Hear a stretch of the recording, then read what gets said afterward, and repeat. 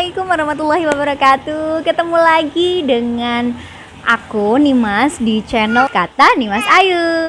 Nah, setelah Jumat kemarin nih teman-teman, aku nge-share cerita atau kisah sirah gitu ya tentang Rasulullah dan si pengemis buta yang tua. Teman-teman boleh klik ya, lihat di playlist tentang yang mendongeng gitu ya. Minggu ini kira-kira teman-teman pengen aku bahas apa, pengen sharing apa. Kalau sebelumnya, bulan sebelumnya aku membahas tentang bahasa cinta. Nah, kali ini kira-kira apa ya? Ini adalah waktu kurang lebih 30 menit aku mau keluar nih sambil nunggu asaran dulu. Jadi ini lagi santai duduk di teras sambil ya cerita-cerita lah ya kita sharing. Kira-kira apa ya teman-teman? Bentar. Gimana kalau misalkan karena udah marriage life udah tentang bahasa cinta nih, gimana kalau kita bahas tentang parenting, tentang anak gitu ya, tentang perihal anak. Setuju? Nah, sebelumnya tapi please bagi yang belum subscribe dulu. Jangan lupa klik supaya aku makin semangat untuk sharing sama teman-teman. Dan jangan lupa klik like, komen boleh, juga share sebanyak-banyaknya. Oke. Aku akan lebih ke ini ya, cerita pengalamanku aja karena aku disclaimer dulu ya bahwa di sini aku bukan ahli dalam arti dengan background ahli pendidikan tertentu gitu. Aku ya memang di kesehatan gitu, tapi maksudnya bukan dokter spesialis anak atau semacamnya gitu. Tapi qadarullah gitu ya, kurang lebih 3 tahun yang lalu aku mengalami atau diberi ujian oleh Allah gitu ya, aku dan suami perihal anak gitu. Mungkin ini aku belum share ke siapa-siapa. Nah, hari ini aku akan membuat istilahnya apa ya, cerita runutnya dari awal sampai akhir, dan semoga dari pengalaman yang udah aku alami tadi teman-teman bisa, misalkan ada hal baik, barangkali ada hal baik silakan diambil, tapi kalau misalkan ada hal yang nggak baik dari yang aku ceritakan, semoga bisa jadi pelajaran gitu ya teman-teman. Oke, langsung saja aku akan sharing tentang silent disease.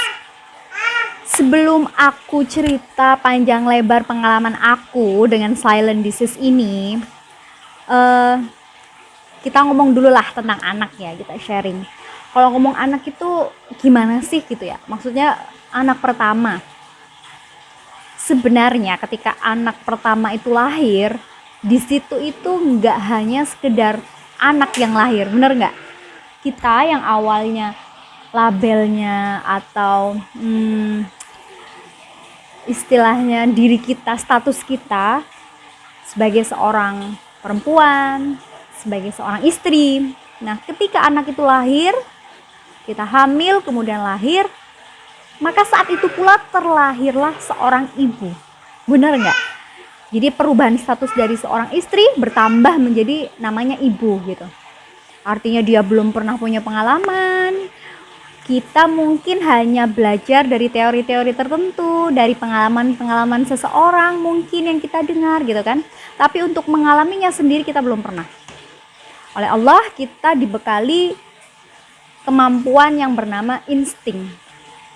Selain ada bayi yang baru lahir, ada juga ibu yang baru lahir gitu. Beda dengan anak kedua gitu ya. Anak kedua, anak ketiga dan seterusnya.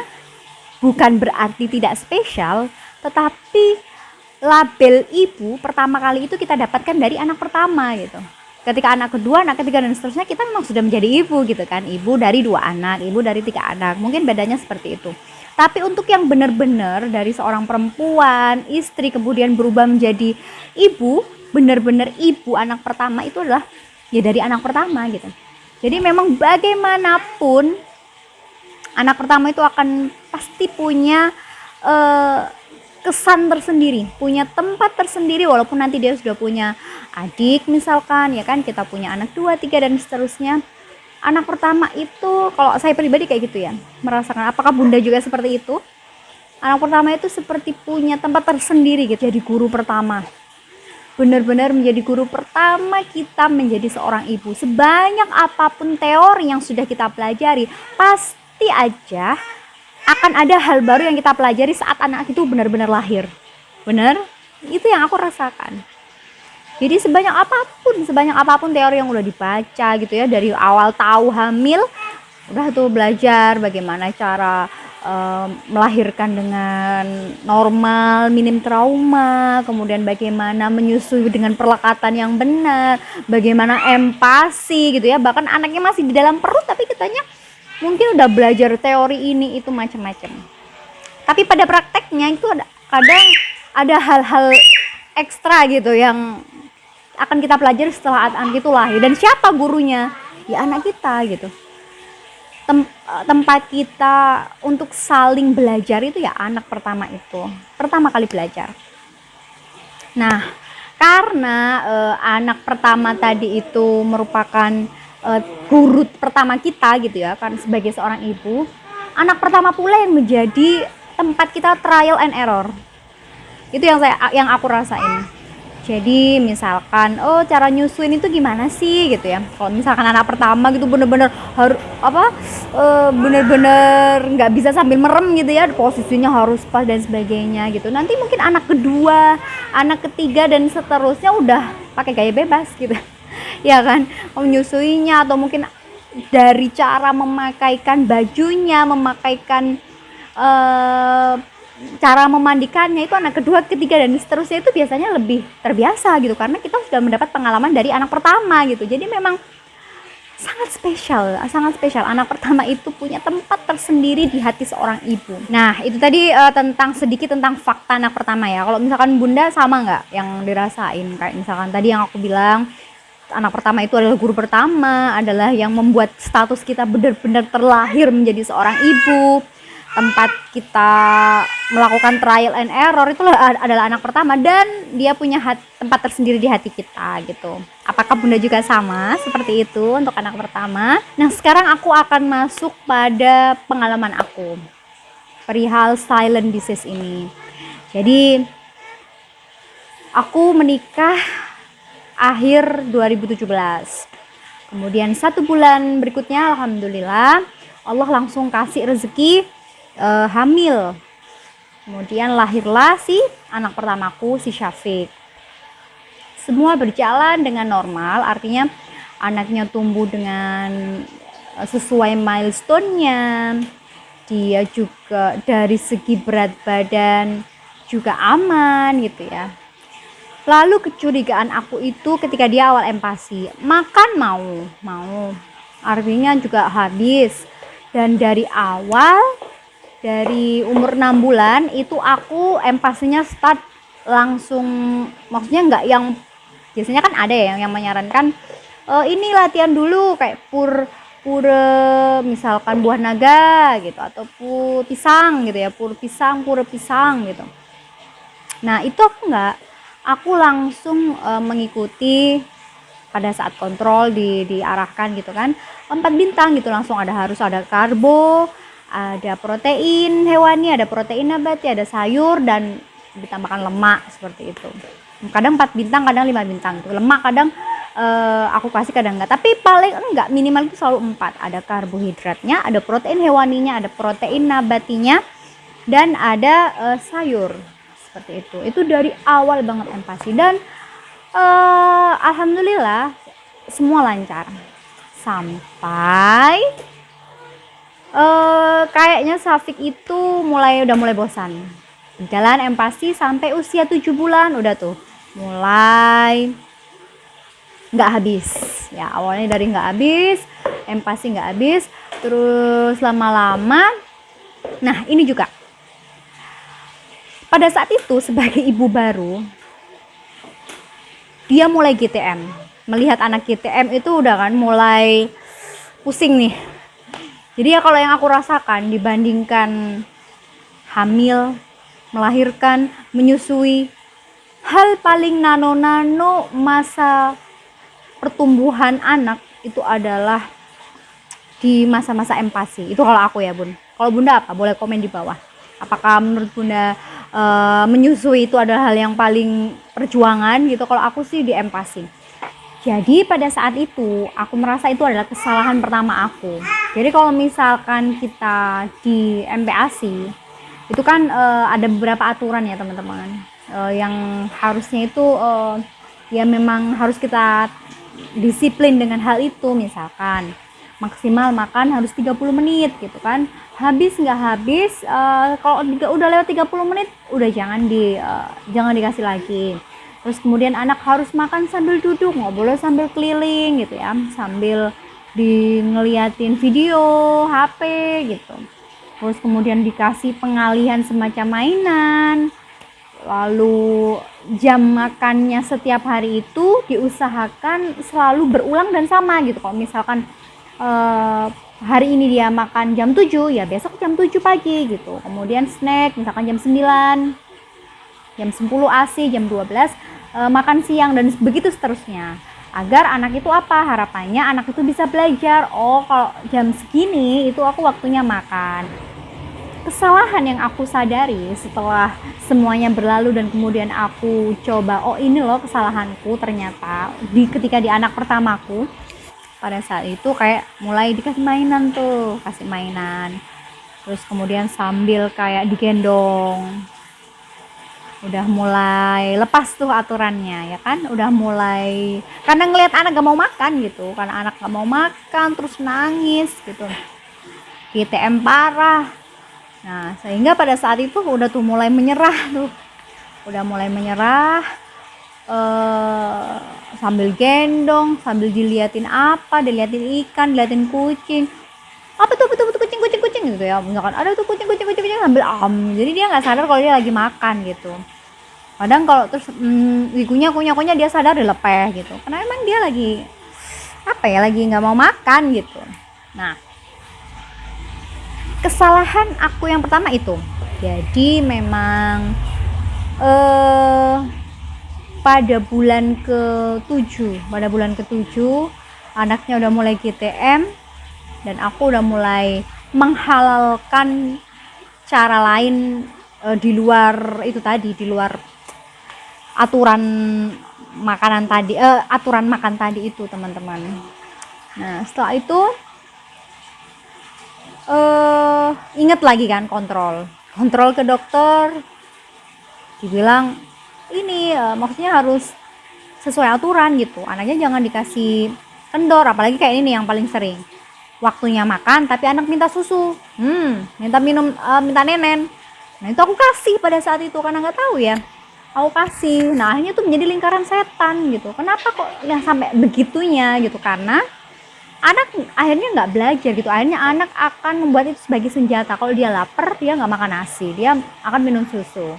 Setelah minum susu, akhirnya kan perutnya kenyang, maka dia nggak mau makan gitu loh. Jadi jika itu kita turutin karena kita nggak tega, karena anak meraung-raung, ya akhirnya akan terus seperti itu. Jadi kalau misalkan kita menolak juga jangan dengan kasar-kasar ya, maksudnya ketika anak waktunya makan tapi anak minta minum, ya udah maaf ya sayang, maaf ini waktunya makan. Kalau adik lapar, makan gitu, makan. Ibu udah siapin makanan, bukan dengan minum susu. Oke sayang, nanti minum susu ada waktunya sendiri. Seperti itu, harus tegas. Walaupun rasanya ngeliat anak nangis itu rasanya kayak hati itu gimana gitu ya, udah kayak udah mau dikasih aja itu nenen gitu. Tapi ya itulah gitu, kalau misalkan kita turuti ya gitu, jadi lingkaran setan teman-teman. Nah setelah itu tadi, setelah dari dokter dan kemudian diminta untuk mengikuti aturan lagi. Nah tuh udah nih, ibu baru ini akhirnya manut, anak meraung-raung tetap dilakukan aturan itu. Itu sampai pernah aku tuh suatu hari itu anak nangis, aku ikut nangis. Pernah nggak kayak gitu Bun? Jadi anaknya nangis, kitanya ikut nangis gitu. Gimana sih ini, ibu udah masak kayak master chef gitu ya, kita masaknya udah bak koki berapa lama gitu, maksudnya udah susah bener gitu kan, mana yang harus ngulek, mana yang harus biar jadi bubur, diulek biar halus, campur tekstur, naik tekstur gitu ya, kita campur, mana separuh disaring separuh enggak gitu. bikinnya udah dengan sepenuh hati gitu, tapi anak bleh, gitu. Anaknya mual, cuma dibuat mainan dan seterusnya. Nangis pada saat itu.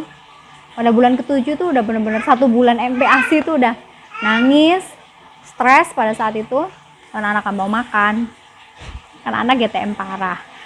Nah, akhirnya setelah itu anakku mulai trauma karena aku melakukan kesalahan kedua. Jadi yang pertama tadi aku pada bulan pertama aku menghalalkan segala cara, digendong lah, dikasih mainan lah demi anak mau makan. Itu salah. Kesalahan kedua itu tadi, aku balik ke aturan tapi akunya malah membuat pemaksaan gitu. Jadi kita aturannya idealnya adalah mengikuti aturan makan tapi tidak dengan memaksa. Beda. Mematuhi disiplin dengan aturan makan dengan pemaksaan itu jauh berbeda. Nah, pada saat itu ibu baru ini lagi-lagi melakukan kesalahan kedua, yaitu dengan melakukan pemaksaan. Ayo dong nak, sesuap aja gitu. Kalau ingat masa-masa itu aku kayak pengen pengen menjewer diriku sendiri gitu. Padahal udah tahu teorinya, tapi nggak tahu ya, kalau kondisi kita lagi ngelihat anak gak mau makan gitu ya, berminggu-minggu stres, itu rasanya ada keinginan ayo dong sesuap aja gitu, rasanya pengen gitu. Nah, akhirnya anakku trauma. Bulan ke-8, dari 7 ke 8 berat badannya stuck, nggak naik sama sekali. Tapi anaknya nggak sakit kelihatannya, anaknya masih ceria, masih aktif, masih ketawa-ketawa, masih berusaha merangkak gitu, masih seperti biasa. Jadi aku pada saat itu mengikuti kalimat nggak apa-apa deh berat badannya nggak naik asal anakku sehat gitu. Ada yang sama mengikuti itu hati-hati teman-teman, hati-hati, karena kalau misalkan terlalu mengikuti kalimat itu menjadi senjata kita untuk denial gitu. Apa sih denial? Denial artinya enggak kok, anakku nggak sakit kok, anakku nggak apa-apa kok, tenang aja lah, nanti juga ada masanya anakku mau makan gitu. Seperti itu. Padahal walaupun kita mungkin untuk melegakan sedikit hati kita bahwa insya Allah anakku sehat, insya Allah anakku walaupun makannya sesuap, 2 suap atau 2-3 butir, insya Allah itu lama-lama dia akan mau gitu ya. Kita membesarkan hati kita sendiri dengan berpikir positif, tapi harus diikuti dengan data gitu. Maksudnya apa? Maksudnya gini, kita nggak sekedar bilang enggak lah anakku sehat gitu, terus kita nggak ngapa-ngapain gitu, walaupun kita tahu 2 bulan, 3 bulan, 4 bulan berat badannya stuck atau bahkan turun. Nah, itu yang salah gitu.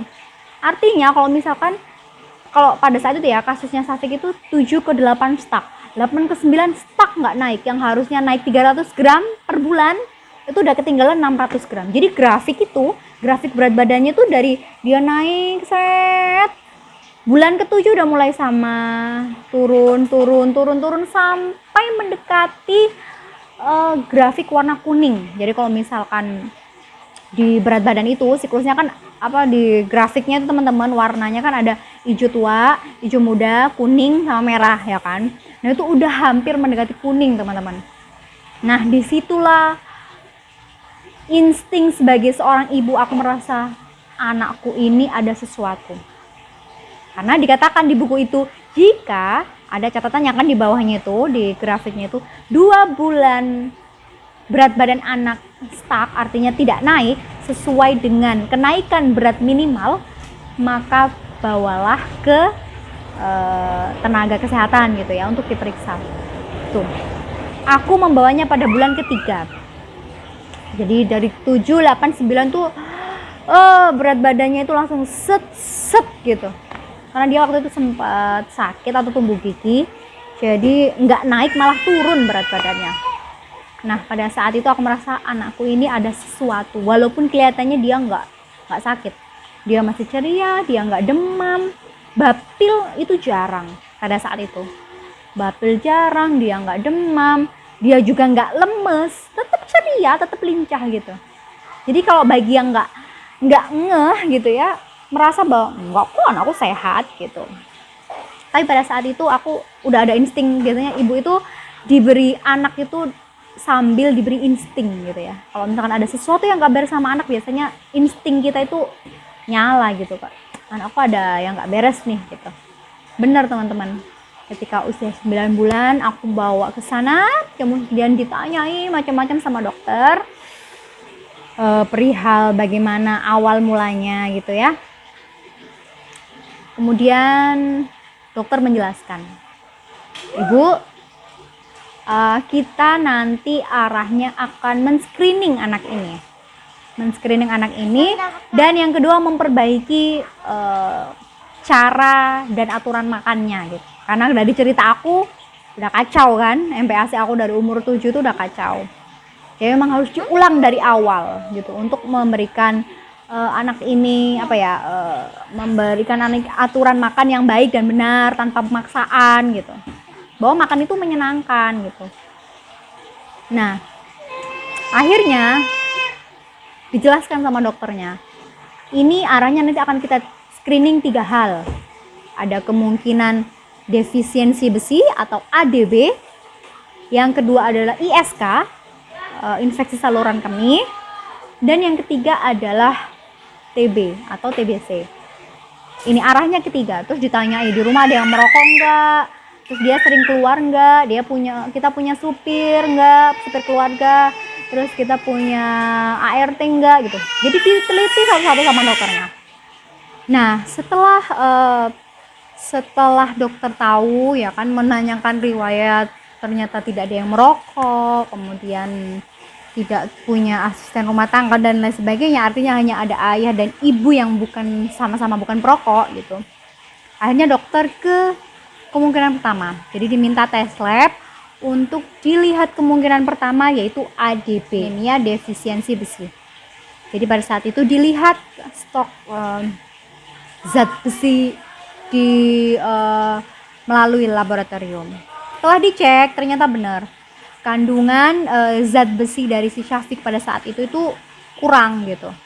Nah, terus ditanyai kan dari awal MPASI-nya masuk enggak gitu. Selalu ada misalkan sayur kayak bayam gitu, atau mungkin hati ayam gitu kan yang mengandung kaya zat besi seperti itu. Kemudian aku bilang, iya dok, dari awal, bahkan dari awal banget dia MPASI itu udah langsung startnya itu dari MPASI 4 bintang gitu. Selalu ada itu gitu, ada sayuran yang kalau nggak bayam gitu ya, yang mengandung zat besi, kalau nggak di hati ayamnya gitu, selalu dengan dengan kandungan zat besinya. Nah, akhirnya dokter mengatakan bahwa kemungkinan kalau seperti ini antara memang asupannya memang kurang, atau asupannya sudah cukup tapi ada sesuatu di organnya sehingga organnya tidak bisa menyerap zat besi itu. Ibaratnya asupannya udah ada nih tapi tubuhnya tidak bisa menangkap zat besi tersebut. Nah, antara dua ini nanti yang harus dicek. Singkat cerita, kemudian akhirnya Syafiq terapi zat besi. Diminumi setiap hari, minum kurang lebih berapa ya pada saat 2 atau 3 minggu terapi zat besi berupa tetes drop gitu, sirup itu terus minum. Itu dari minum itu ada perubahan, anaknya udah mulai mau makan sambil aku benerin aturan makannya tanpa pemaksaan, dan terus berusaha menerapkan aturan makan kayak 30 menit anaknya duduk dengan cara yang menyenangkan, finger food gitu. Kalau misalkan anaknya nggak mau disuapin, mungkin dia mau makan sendiri, jadi kasih sendok sambil kita suapin kayak gitu. Itu udah mulai aku terapin, udah mulai mau makan. Tapi ternyata belum naik yang seperti yang diharapkan gitu. Udah setelah 1 bulan berikutnya berat badannya naik dikit banget, belum mencapai kenaikan berat minimum. Dokter curiga ke kemungkinan kedua, yaitu ISK, infeksi saluran kemih. Pada saat itu dia dicek urin. dicek urin dan dilihat di kemaluannya. Jadi dia dilihat, ternyata singkat cerita dia ada kemungkinan fimosis. Jadi fimosis itu kalau misalkan di laki-laki, jadi ketika punya anak laki-laki, ketika dia kencing untuk membersihkan kemaluannya, itu mohon maaf ya, ini antara, ini kan ada kepala, misalkan kepala sama ada ada kulitnya. Nah harus kalau misalkan dibersihkan itu harusnya sambil dimundur-mundurin gitu tuh. Nah sambil dimundurin supaya bersih gitu ya, sisa-sisa dari air kencingnya, seperti itu. Nah pada kasusnya Safik itu lengket teman-teman dan bunda semuanya, lengket, jadi nggak bisa di itu, bener-bener rapat gitu, lubangnya kecil. Nah dokter curiga kemungkinan dia fimosis gitu, jadi ada perlengketan antara kepala kemaluannya tuh, kepala penisnya dengan kulitnya gitu. Jadi dokter menyarankan baiknya sih hitan gitu. Nah itu, nah sambil nunggu lab nih, lab hasil urin. Dan benar teman-teman, ketika di lab darah dan urin leukositnya masih tinggi, yang artinya menunjukkan ada infeksi. Dan di urinnya terdapat pada saat itu, aku masih ingat banget, 200.000 kalau nggak salah, 200.000 bakteri E. coli di sana. Jadi di kencingnya ada bakterinya. Oke, fix. Walaupun rasanya kayak dunia runtuh gitu ya, tapi ya harus diterima bahwa pada saat itu ADB iya, ISK juga iya pada saat itu. Ya udah, di antibiotik. Anakku diminumin antibiotik, dokternya udah bilang maaf ya Bu, kita terpaksa harus ngasih dia antibiotik gitu. Akhirnya dia diberi antibiotik, perawatan sampai kurang lebih itu kita kembalinya 1 atau 2 bulan berikutnya. Makannya juga udah mulai mau gitu ya, tapi pada saat itu ada kejeda tumbuh gigi nih teman-teman, tumbuh gigi, jadi dia juga mulai nggak mau makan lagi gitu ya, maunya yang dingin-dingin, jadi kayak misalkan buah didinginin gitu. Tapi udah melalui terapi ADB, terapi zat besi, kemudian diobati infeksi saluran kemihnya, dan di lab dia udah bersih pada saat itu. 2 bulan bolak-balik cek urin. Kemudian dokter masih curiga, udah didorong juga sama susu khusus menambah nutrisi, jadi penambah kalori tinggi. Kalorinya yang tinggi itu kental gitu, dia rasa vanila, kemudian dia lebih kental mungkin karena kalorinya tinggi ya, jadi kadang Safik itu mual gitu karena dia kental, jadi nggak seberapa doyan gitu, dia senangnya memang ASI gitu, seperti itu. Jadi perjuangan juga itu ngasih minum susu Nutrinidring ya, Nutrinidring itu nama mereknya teman-teman. Nah terus setelah itu dokter masih curiga kenapa ya anak ini masih belum, berat badannya belum naik yang ini, padahal makannya udah mau. Nah di sini tambah curiga kan, karena ibaratnya anak nggak mau makan, berat badannya tetap, ya wajar gitu kan, walaupun tetap harus curiga. Lah ini anaknya udah mulai makan, traumanya udah mulai hilang ya kan, udah mulai makan, udah traumanya dan hilang, kok berat badannya masih naiknya seret gitu, naik tapi dalam 1 bulan itu kadang stuck kayak gitu.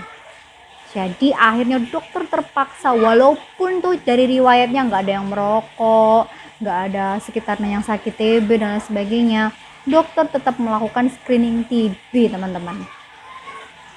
Nah akhirnya pada saat itu tesnya ada beberapa, jadi kayak kalau di TB itu dia pakai tipe scoring, dia melakukan tes mantuk, jadi dia disuntikan di sini, bahannya itu tadi disuntikan di sini, nanti diukur tes mantuk itu setelah 2 hari ya, 2 kali 24 jam itu dilihat. Kalau misalkan dia muncul merah-merah, buletan merah yang besar lebih dari sekian milimeter itu positif, kalau misalkan kurang dari itu negatif tuh. Kemudian dilihat dia ada batuk atau enggak, kemudian ya banyak scoringnya teman-teman. Jadi untuk menentukan TB itu nggak bisa dari 1-2 standar, tapi dari scoring beberapa hal gitu teman-teman. Dari mulai tadi ya tes mantu, kemudian lab dan lain sebagainya.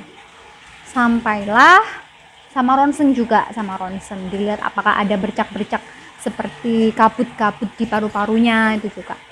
Nah, sampai di scoring dan nyatanya Syafiq pada saat itu usia 1,5 tahun dinyatakan Syafiq TB. Wah ya, udah ADB, udah ISK, sekarang didiagnosa bahwa dia ini TB dan harus terapi 6 bulan setiap hari minum obat. Itu yang pada saat itu membuat ibaratnya mau nggak terima itu ya gimana, mau marah-marah ke siapa gitu, cuma bisa lemes gitu, lemes sama suami itu cuma kok bisa ya gitu, kok bisa. Akhirnya orang tuanya juga berusaha di screening sama dokternya, di screening, kami diperiksa orang tuanya, di ronsen dan sebagainya. Singkat cerita hasilnya negatif. Jadi intinya dia tertular bukan dari kami orang tuanya. Qadarullah, nggak tahu wallahu alam di mana.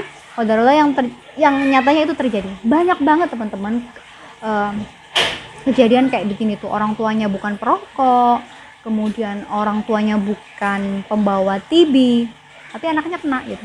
Ini ya kasus yang mulai meningkat lagi TB pada anak akhir-akhir waktu ini. Banyak banget teman-teman yang sharing bahwa anaknya didiagnosa TB dan harus minum obat 6 bulan.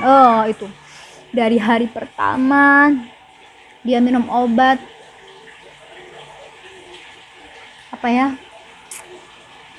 tidak bisa digambarkan dengan kata-kata.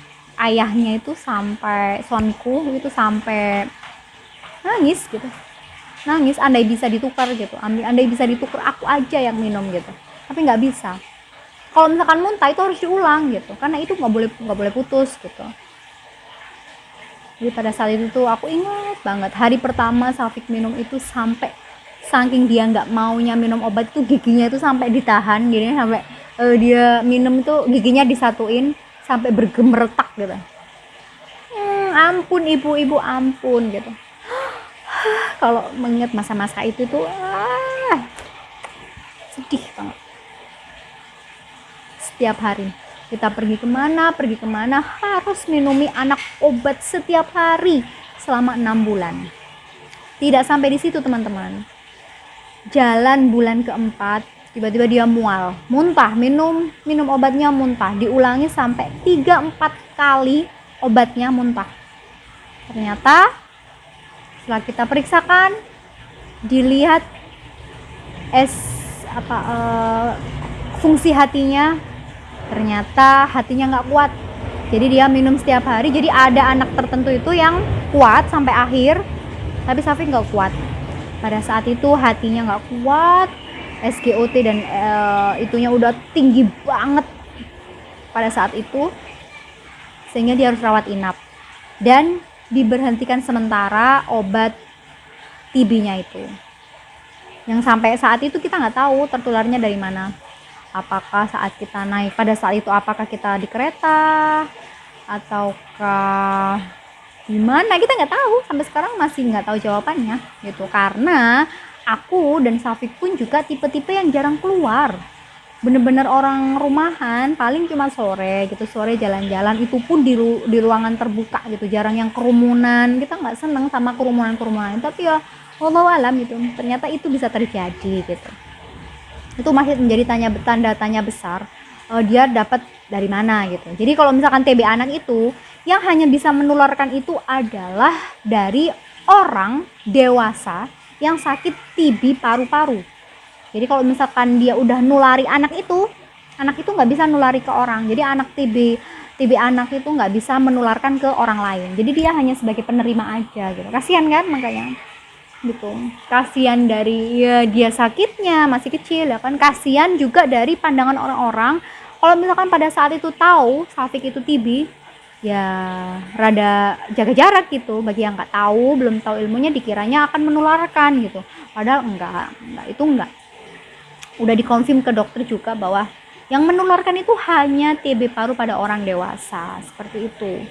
Nah lanjut ya teman-teman, saat tadi Syafiq akhirnya harus dirawat inap karena hatinya nggak kuat. Kemudian akhirnya dia diobati dulu, livernya diturunkan dulu, SpOT-nya dan lain sebagainya yang lagi tinggi-tinggi itu. Kemudian baru dilanjutkan dengan istilahnya apa ya waktu itu, intinya diawali dengan setengah kadar dulu, diawali lagi setengah kadar dulu, kemudian dinaikkan, jadi dilatih lagi gitu supaya hatinya nggak kaget, sampai akhirnya saat dia usia 2 tahun kurang 1 bulan akhirnya selesai. Dan pada saat itulah akhirnya semua terjawab teman-teman. Dia mau makan lahap, makan udah nggak trauma lagi, malah kayak yang bu aku lapar mam gitu, makan gitu. Dia makan, berat badannya sudah mulai naik. Yang awalnya tuh ya Allah teman-teman, dari dia tuh stuck di, aku ingat banget dia stuck itu di 6 sampai 7 kilo itu lama banget, berbulan-bulan, lama banget, sampai terus akhirnya dia bisa naik 7 kilo, 8 kilo, 9 kilo gitu. Nah ada juga aku yang inget dimana menjadi titik balikku, akhirnya Safin nggak trauma. Jadi setelah aku konsul ke dokter kan teman-teman, aku konsul ke dokter, tetap menerapkan aturan makan. Pada awalnya anakku masih tetap nggak mau makan ya, sampai aku cerita ke temanku intinya gimana ya dan sebagainya. Kemudian dia bilang, aku juga pernah seperti itu gitu, anakku juga nggak mau makan, GTM parah. Nah kemudian yang disampaikan itu dari ada apa ya, pesan dari seorang dokter yang beda dari yang lainnya gitu. Dokternya bilang kayak gini, jadi dokter itu memberikan pesan kepada temanku menyalurkan ke aku gitu. Nah saat itu temanku itu bilang, aku dapat saran dari dokter yang mungkin bisa kamu lakukan juga, seperti itu. Kemudian temanku bilang, bu gitu, Mim gitu, setelah kita berusaha gitu, emang di satu sisi kita harus berusaha menerapkan aturan makan itu kan, disiplin dengan itu, tapi juga tidak memaksa, bukan dengan pemaksaan gitu ya, nah harus makan kayak aku dulu tuh yang masih belum ngerti itu, enggak. Nah, artinya setelah kita berikhtiar seperti itu, ada ilmu lain gitu yang juga harus diterapkan. Terus setelah itu dokternya bilang, ini karena anaknya nggak mau makan, masalahnya saya nggak akan kasih vitamin, nggak akan saya kasih obat penambah nafsu makan, enggak gitu, tapi coba terapkan dulu 2 hal gitu. Apa itu 2 hal? Yang pertama yaitu tutup telinga. Resep yang pertama dari dokternya itu, artinya nggak usah dengerin omongan-omongan orang lain yang membuat kita tidak nyaman. Ternyata hati seorang ibu dan anak itu sebegitu nyambungnya, dikatakan begitu.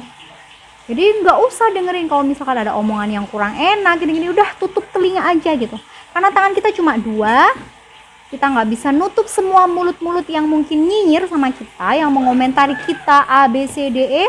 Orang nggak pernah tahu perjuangan kita, ya kan? Dan kita nggak mungkin menjelaskan satu persatu, capek gitu.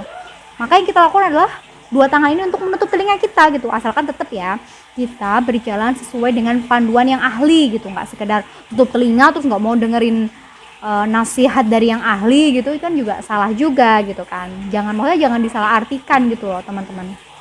Nah jadi itu yang resep yang pertama.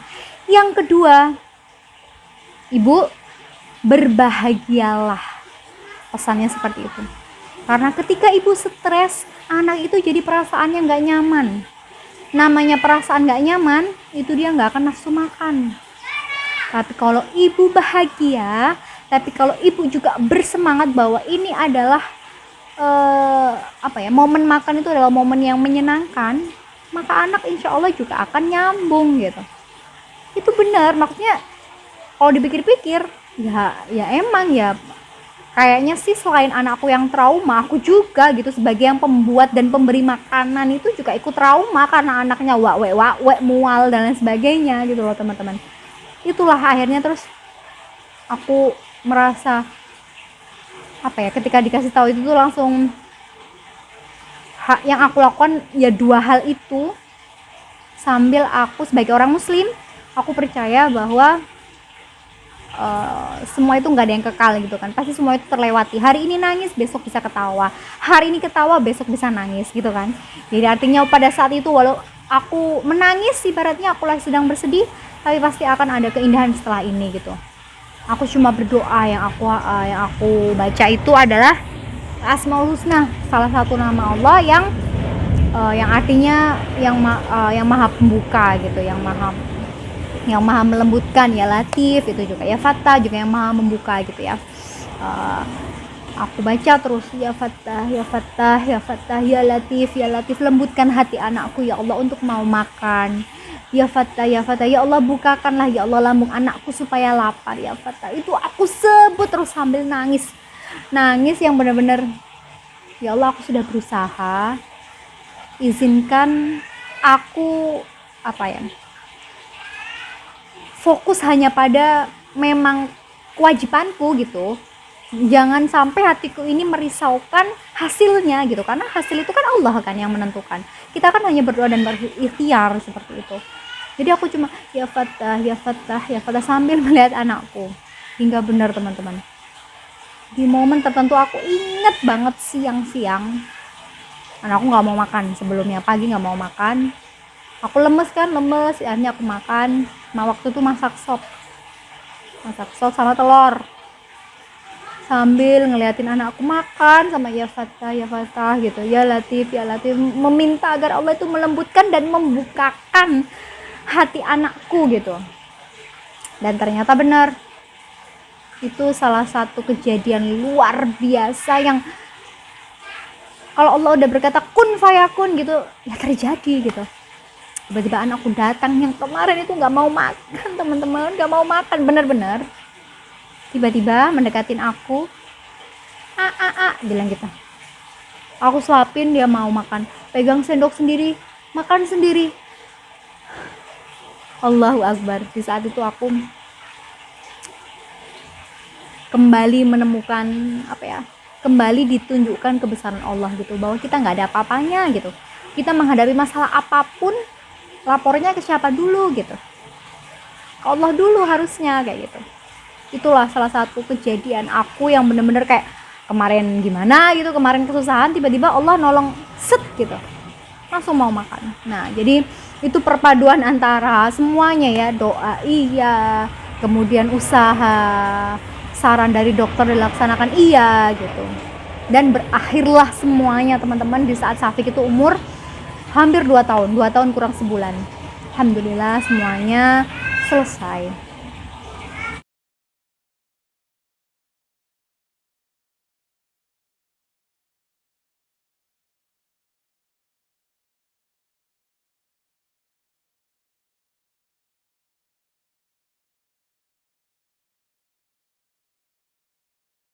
Tapi apa kemudian yang bisa aku ambil, bahwa ya Allah gitu ya, ternyata bayi itu, anak-anak itu ada namanya silent disease, yang artinya penyakit yang tanda-tandanya itu samar gitu.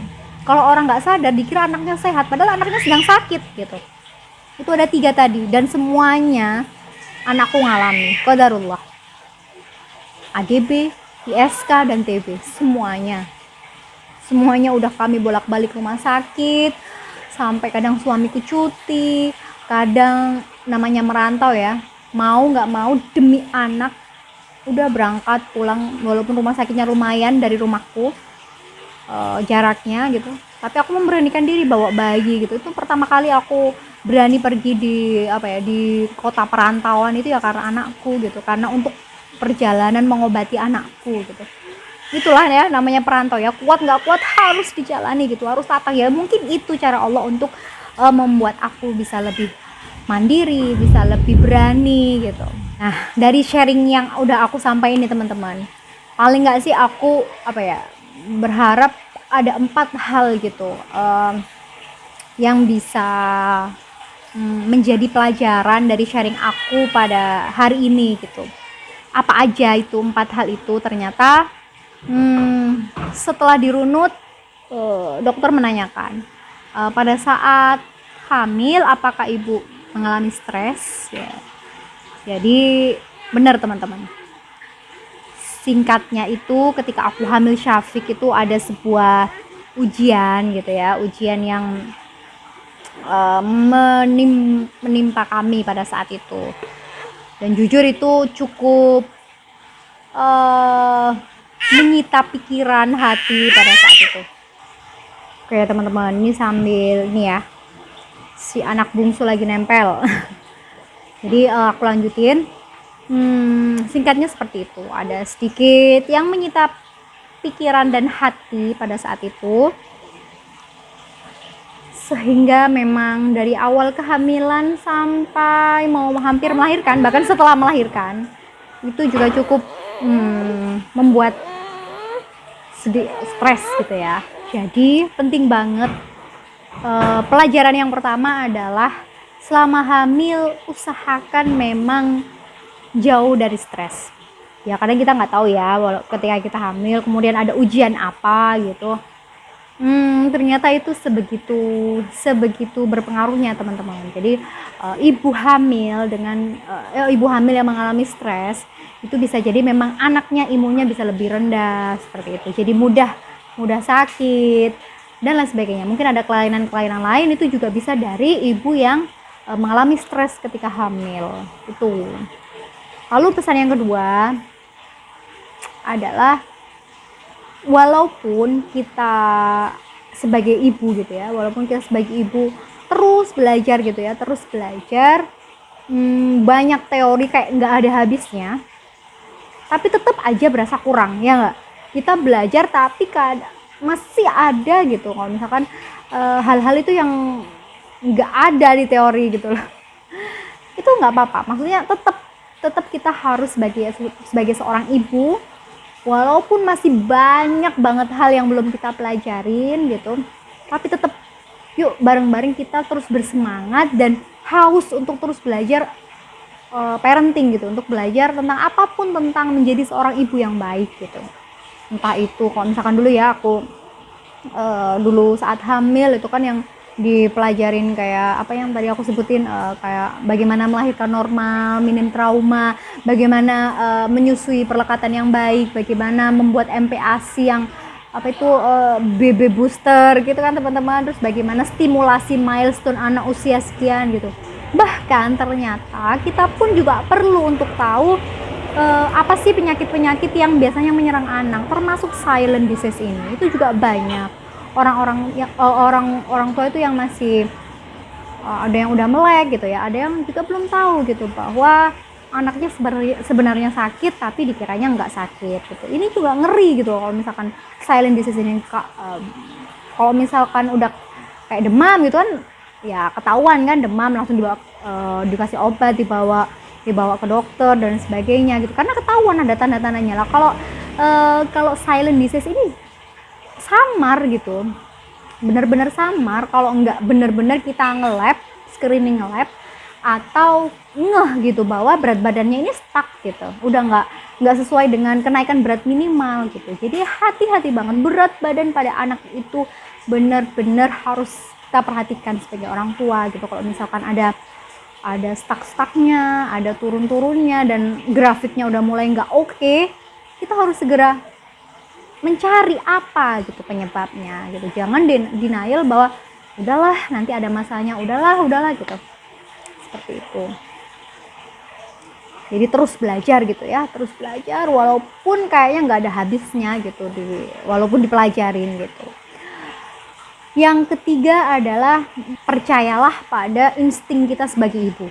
Jadi seperti yang aku sampaikan tadi, kita itu oleh Allah diberikan amanah anak, itu juga diberi beserta kemampuan yang luar biasa, beserta insting yang hampir selalu benar terhadap anak. Misalkan kita itu tahu banget kalau misalkan anak nih ya, misalkan udah rada gede, udah bisa ngomong dan sebagainya, dia misalkan bohong, misalkan ngomong kurang jujur, kita tahu bahwa ini anakku nggak jujur. Itulah seorang ibu gitu. Sama seperti hal ini gitu. Pada kasus ini semua berawal aku periksakan karena apa? Insting gitu. Karena aku kok ada yang aneh ya, kok anakku walaupun nggak mau makan tapi dia menyusu, dia masih ini, tapi kok berat badannya stuck gitu. Jadi ada semacam apa ya, semacam tanda di hati itu bahwa aku harus melakukan ini gitu. Ikuti insting itu, karena insting ibu itu ya insya Allah benar gitu. Jadi jangan denial gitu teman-teman. Walaupun sebenarnya kita karena kita takut ya menghadapi kenyataan. Aku nggak mau lah kalau seandainya anakku sakit gitu ya. Siapa sih orang tua yang mau anaknya sakit ya kan? Cuma ya gimana gitu. Daripada nanti parah ya kan, semakin jauh ya kita ikutin aja gitu. Kalau memang itu sudah ditetapkan Allah, memang anak kita didiagnosa A, B, C ya sudah kita jalani alurnya untuk jalan pengobatannya. Daripada kita denial dan menghindar tapi nggak menyelesaikan masalah seperti itu. Dan ini yang keempat, ini yang aku dapat kalimatnya dari suami aku. Dia mengatakan bahwa kita itu akan selalu diuji dengan apa yang kita cintai gitu. Gimana sih kita ke anak gitu ya? Kalau kita ke suami ya gitu ya, kadang ada ya wajar lah gitu, kita ada sebel-sebelnya karena kita adalah dua orang kepala yang berbeda ya kan, latar belakangnya berbeda, cara didikannya beda, dan macam-macam, semuanya beda gitu kan. Terus tinggal bersama ya wajar kalau ada misalkan cekcok dan sebagainya, ada bumbu-bumbu kecil pertengkaran gitu ya, namanya rumah tangga gitu. Nah, tapi beda kalau misalkan sama anak itu, ibu sama anak itu kita pernah satu nafas, kita pernah satu tubuh, kita pernah satu detak ya kan. Anak itu keajaiban itu dari Allah, itu tumbuh dari ya ampun, dari embrio gitu kan, dari barang yang najis bahkan ya kan, dari barang yang najis, kemudian dia tumbuh oleh Allah, diizinkan tumbuh di rahim kita sampai dia besar sehingga dia matang dan kemudian lahir. Itu kan keajaiban itu ada di dalam tubuh kita ketika kita hamil gitu.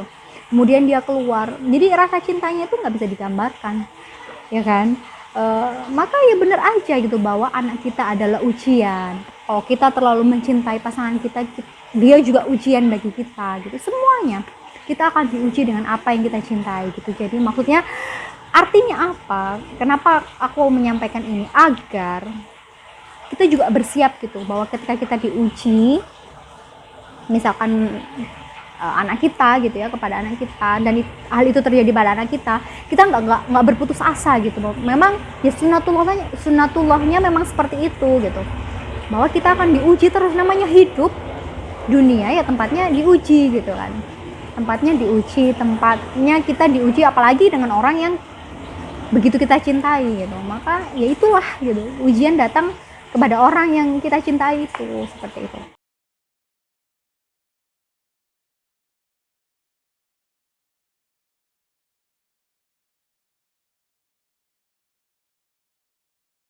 Dan yang terakhir, mungkin sebagai penutup ya, aku pengen ngasih pesan buat anak sulungku, untuk Syafiq.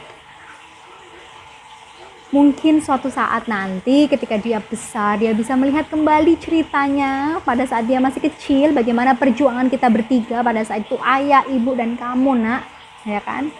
Pesan buat Syafiq, terima kasih karena sudah kuat, karena sudah menguatkan ayah dan ibu, sudah menjadi guru pertama kami sebagai seorang ayah dan ibu. Intinya terima kasih, kamu sudah berjuang dan bertahan sejauh ini.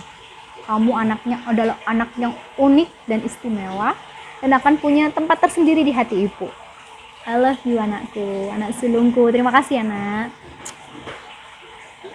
Oke teman-teman, kurang lebih seperti itu ya. Mungkin cukup sekian sharing aku tentang pengalaman aku bagaimana melalui nano-nano diterpa gitu ya, ketika dokter harus mengatakan bahwa anakku mengalami ketiga-tiganya seperti itu.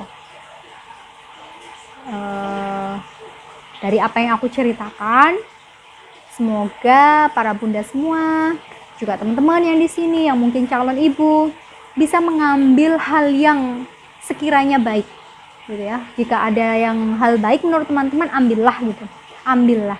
Tapi jika itu tidak baik dari perilaku aku sebelumnya, karena kekurangan ilmu aku, karena benar-benar karena kekuranganku, maka jadikanlah pelajaran dan perbaikilah di kehidupan teman-teman gitu ya. Jadi semoga hal ini bisa bermanfaat. Dan ya alhamdulillah akhirnya udah selesai. Sekian teman-teman, terima kasih ya, sampai jumpa di Jumat depan. Bye bye, assalamualaikum.